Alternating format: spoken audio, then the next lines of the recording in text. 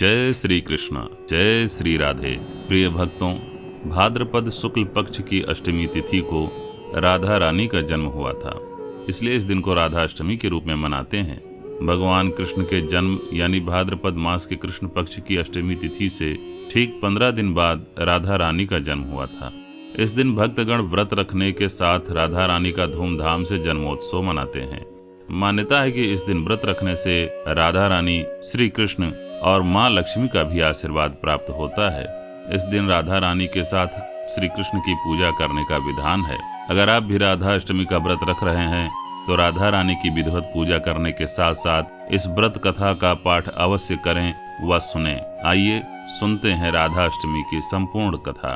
ब्रह्म वैवर्त पुराण के अनुसार एक समय की बात है, गोलोक धाम जहाँ श्री कृष्ण अपने नित्य विहार करते हैं, वहीं राधा रानी भी श्री कृष्ण के साथ निवास करती थीं। एक बार की बात है, जब राधा रानी कुछ समय के लिए गोलोक से दूर थीं, तब भगवान श्री कृष्ण अपनी एक सखी विरजा के साथ विहार कर रहे थे।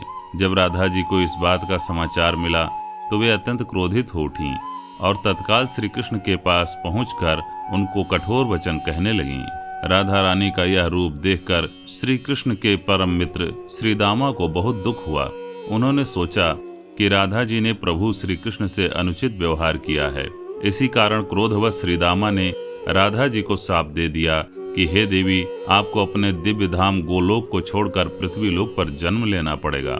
यह शाप सुनकर राधा रानी और भी क्रोधित हुई और उन्होंने प्रतिशोध में श्री दामा को भी श्राप दे दिया, हे श्री दामा, तुम भी राक्षस कुल में जन्म लोगे और वहां अपने कर्मों के कारण अंततः मृत्यु को प्राप्त होगे।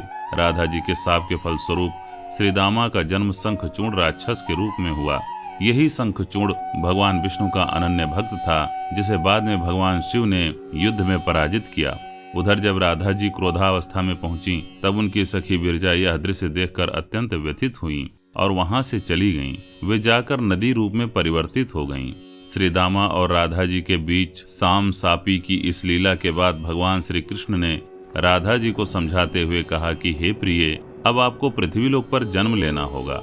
वहां आप बृषभानु जी और उनकी पत्नी कीर्ति देवी की पुत्री के रूप में प्रकट होंगी। सांसारिक दृष्टि से आपका विवाह रायाण नामक वैश्य से होगा, जो मेरा ही अंश अवतार होगा। इस प्रकार पृथ्वी पर भी आप मेरी प्रिया स्वरूप में रहेंगी, परंतु हमें वहां वियोग और मिलन दोनों की लीला का अनुभव करना होगा।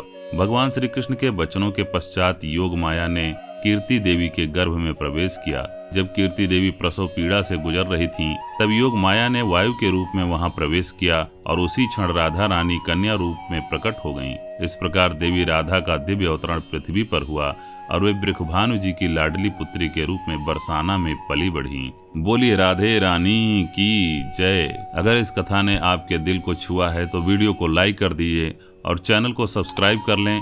ऐसे ही पावन कथाएं आपको मिलती रहेंगी। जय श्री कृष्ण, जय श्री राधे।